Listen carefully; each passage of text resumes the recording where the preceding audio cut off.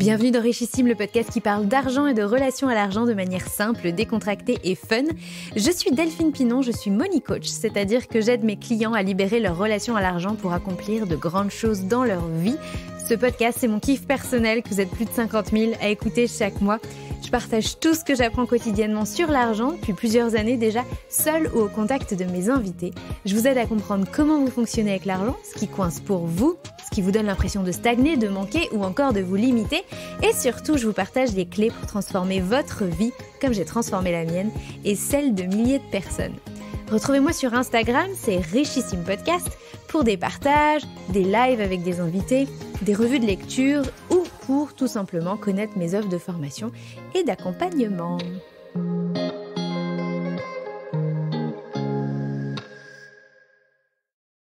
Quelle place accorder au plaisir dans sa vie et dans ses finances personnelles? C'est la question à laquelle j'ai voulu répondre dans cet épisode. C'est une question qui m'a beaucoup préoccupée ces temps-ci et qui d'ailleurs me préoccupe encore.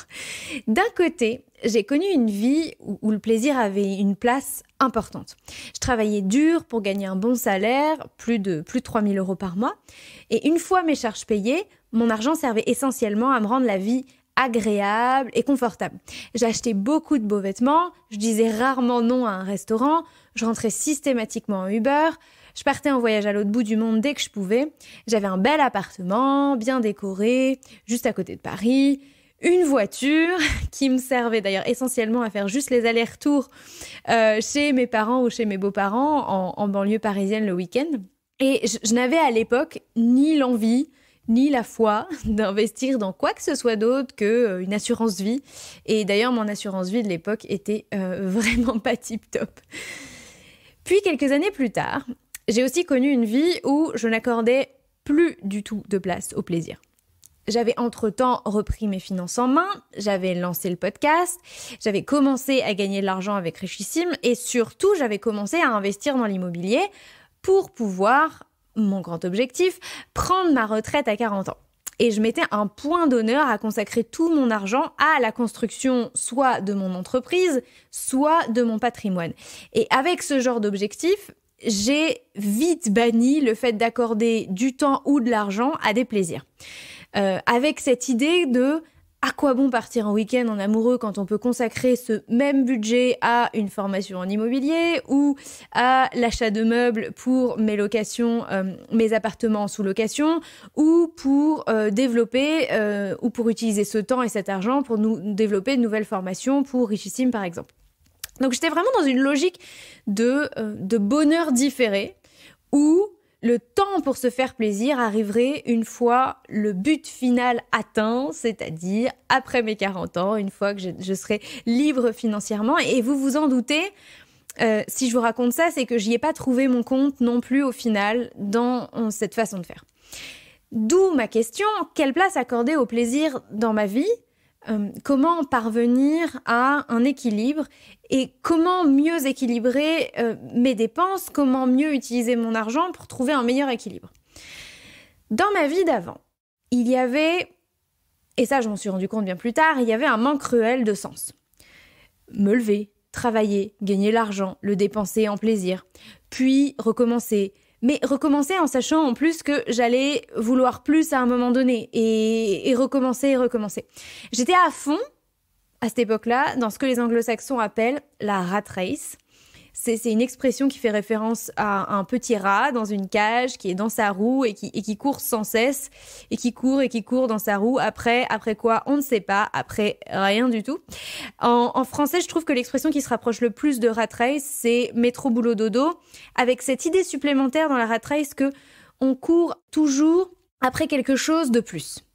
Travailler plus, pour gagner plus, pour profiter plus et recommencer. À travailler plus, pour gagner plus, pour profiter plus, et recommencer sans cesse jusqu'à soit l'épuisement, qu'on appelle aussi aujourd'hui le burn-out, soit jusqu'à la retraite. Et en définitive, ma quête du bonheur se limitait à enchaîner les expériences plaisantes de la vie en pensant que finalement ce qu'il y avait à prendre pendant au moins, on va dire, la durée de notre carrière professionnelle, c'était ça. C'était ces petits moments, on va dire, de vie en dehors du travail qui étaient agréables quand on était chez soi, quand on était en vacances, mais aussi, évidemment, si on pouvait quand même avoir un job épanouissant, c'était quand même mieux vu le temps qu'on y passe. Mais il n'y avait pas vraiment de but. Il n'y avait pas non plus vraiment d'envie de construire quelque chose, de laisser une trace, d'explorer mon potentiel personnel, ou même d'aller voir ce que la vie a à m'offrir de plus grand.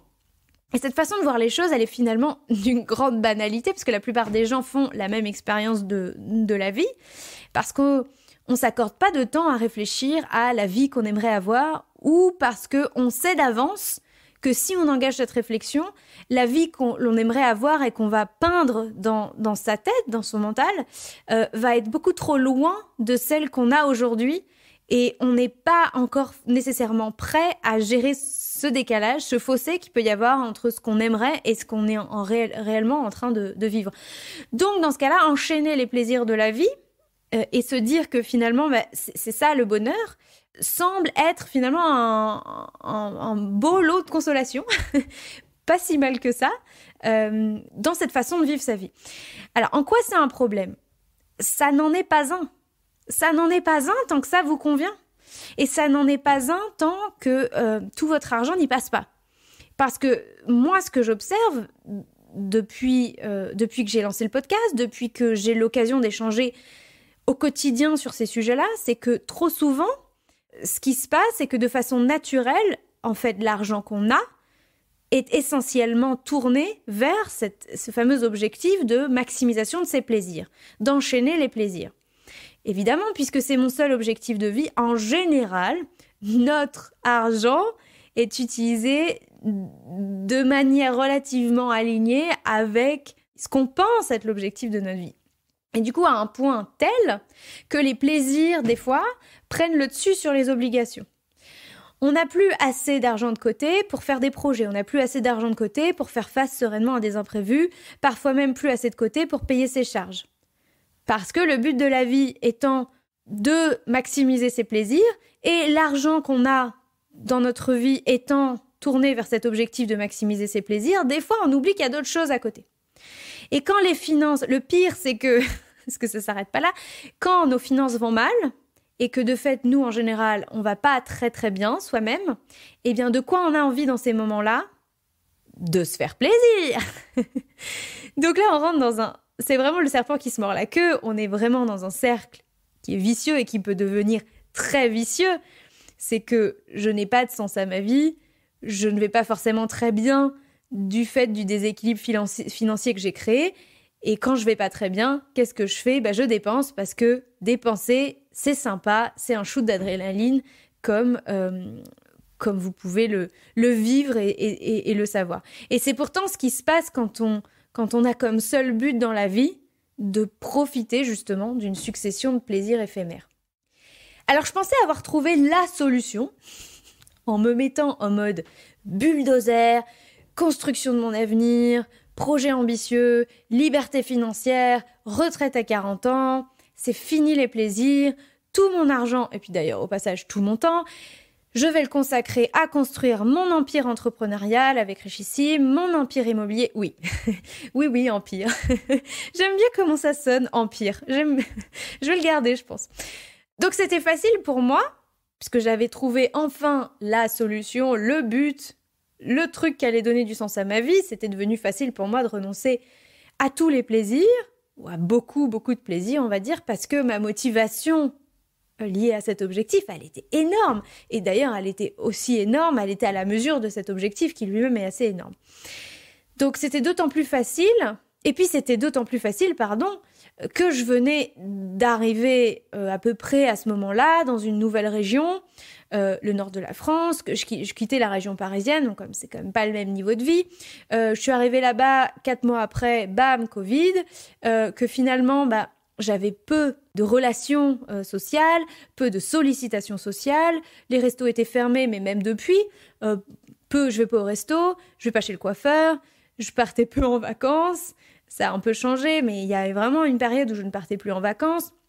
J'ai pas besoin de belles fringues, je suis chez moi, je suis la plupart du temps chez moi seule, je ne vois pas grand monde et j'ai peu l'occasion de sortir. Donc, je vous cache pas qu'en 2020, j'ai fait quand même des sacrées économies grâce à ça. Et à cette époque, ce qui s'est passé, c'est que j'ai carrément développé une fierté à dépenser très peu. J'étais heureuse, ça me faisait plaisir, et j'étais vraiment fière de dépenser si peu. Je me suis identifiée à cette Delphine qui, pour moi, était responsable dans sa consommation, mesurée, voire même, et ça c'est un petit peu excitant, voire même un peu minimaliste sur les bords. C'est toujours un peu excitant, je trouve. Et d'autant plus que j'avais l'impression qu'en faisant ça, in fine, ça faisait de moi une meilleure personne. Parce que j'avais cette idée que dépenser beaucoup, c'est mal, et épargner, c'est bien.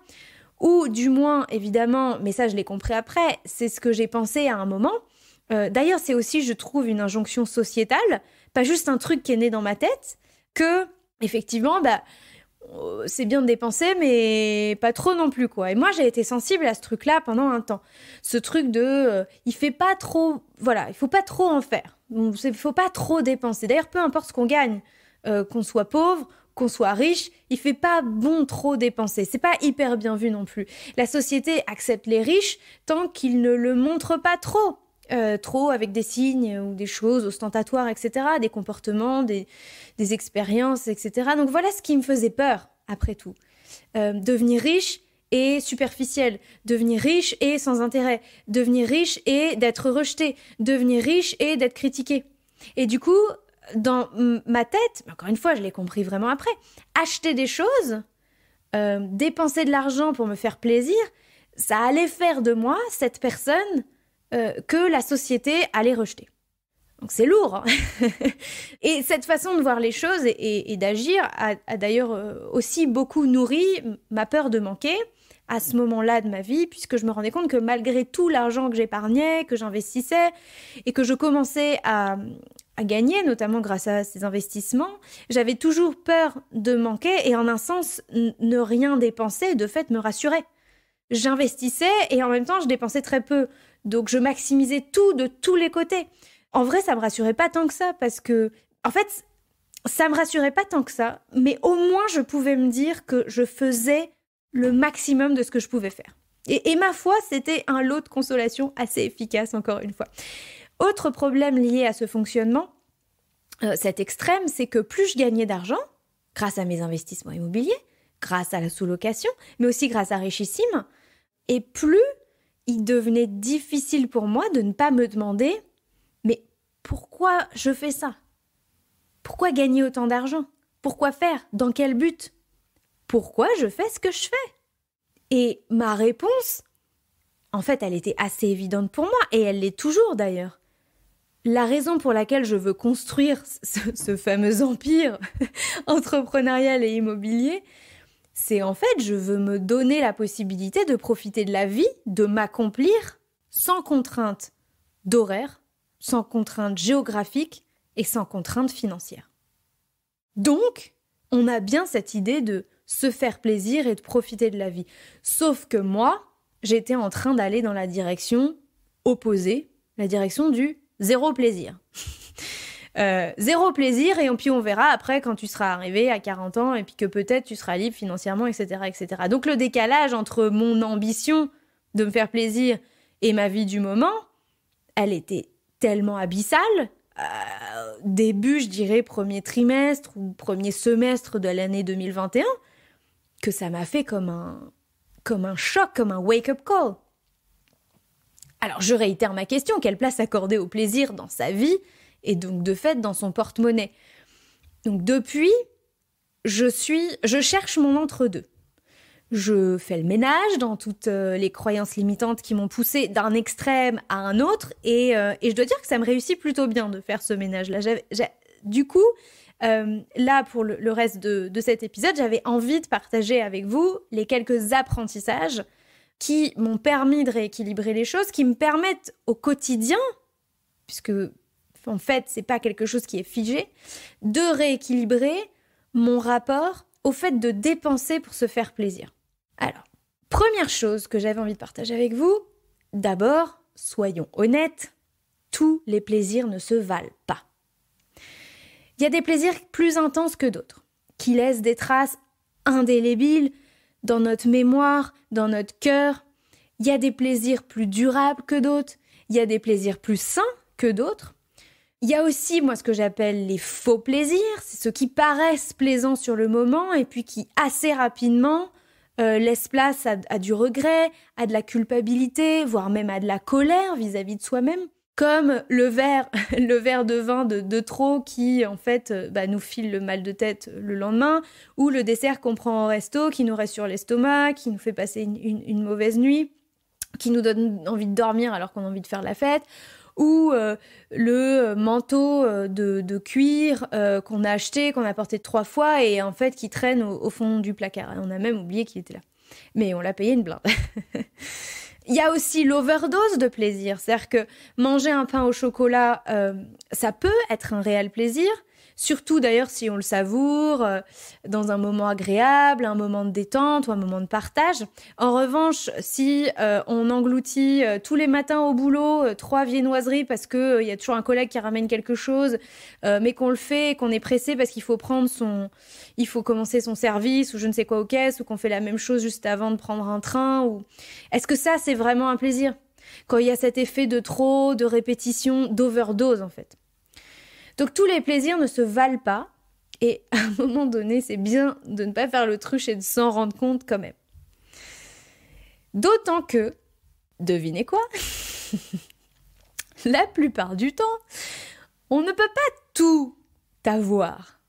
La plupart d'entre nous, on a des envies qui sont bien plus grandes que la taille de notre compte en banque. Autrement dit, j'ai moins d'argent que j'aimerais en avoir pour me faire plaisir. Donc, on doit en permanence dans notre vie arbitrer nos dépenses, tout le temps, et les orienter, alors pour certains entre un besoin et un plaisir, pour d'autres entre un plaisir A et un plaisir B. Ça dépend des situations personnelles, ça dépend des circonstances, ça dépend de plein de choses.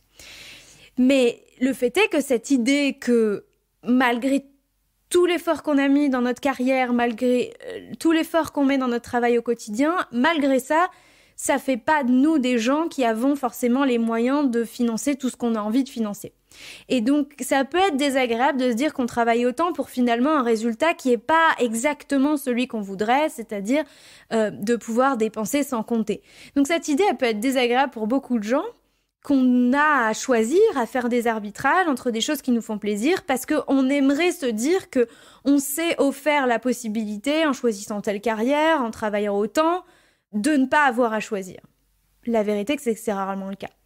D'où l'importance de bien savoir ce qui est réellement plaisant dans notre vie, ce qui est réellement un plaisir et ce qui ne l'est pas, ce qui est important pour soi et qu'est-ce qui ne l'est pas vraiment. Autre chose que j'ai finalement réalisé, c'est que le plaisir, en réalité, il est décuplé quand il y a du sens derrière. Et même si on le comprend bien, finalement, c'est pas forcément comme ça qu'on organise notre quotidien et c'est pas forcément comme ça qu'on vit notre rapport au plaisir au quotidien.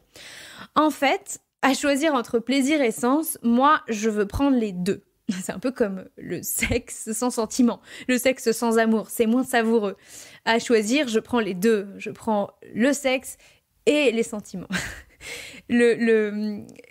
En fait, le sens, je reprends l'analogie de la sexualité, mais le sentiment décuple le plaisir.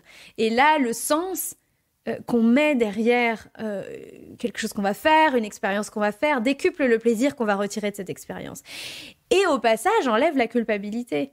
Parce que si effectivement, on a commandé un gros gâteau au chocolat, mais qu'on l'a fait pour célébrer un moment important de vie, en rassemblant des gens qu'on aime et en créant des souvenirs qu'on va garder longtemps avec soi, il y a peu de chances qu'on se dise « Ok, je vais culpabiliser d'avoir fait ça. » En fait, ça fait partie d'un tout et on se dit « Ok. » D'où l'importance de s'accorder du temps pour réfléchir à ce qui a du sens pour soi, au sens qu'on souhaite donner à sa vie et bien entendu au sens qu'on souhaite donner à son argent. 4e chose que je voulais partager avec vous, on a le droit de se faire plaisir. C'est un droit. On n'est pas, et ça c'est important parce que moi j'ai eu des problèmes avec ça, avec cette croyance, on n'est pas une meilleure personne quand on se contente de vivre simplement en satisfaisant ses besoins. Je ne suis pas bête, je ne suis pas superficielle, je ne suis pas inintéressante, je ne suis pas irresponsable si je choisis de dépenser mon argent pour me faire plaisir tant que je ne me mets pas en danger. Il faut bien comprendre une chose, le besoin et le plaisir, les besoins et les plaisirs existent sur 2 fréquences différentes. Ils coexistent dans notre vie, mais à des fréquences différentes. Je peux pas comprendre le plaisir si j'essaye d'en faire un besoin. Nos plaisirs existent sur la même fréquence que les désirs, pas nos besoins.